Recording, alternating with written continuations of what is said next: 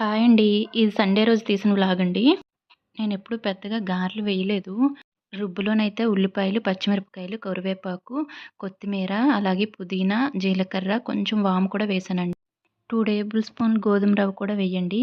గారెలు చాలా క్రిస్పీగా చాలా టేస్ట్‌గా అయితే వచ్చాయి. ఫస్ట్ టైమ్ ఏసినా కూడా చాలా బాగా వచ్చాయండి.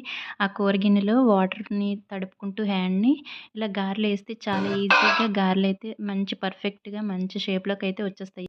మాటి మాటికి అలా తడుపుకుంటూ వేస్తే అండి చాలా నీట్‌గా అయితే వచ్చేసాయి. నాకెక్కడ ఇబ్బంది పెట్టలేదు.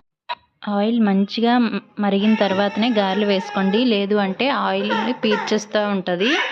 ఇగోండి ఇక్కడ చికెన్ అయితే కొంచెం గ్రేవీలాగే దించుదాం అనుకుంటున్నాను. పుదీనా, కొత్తిమీర అయితే వేసేసాను పైన.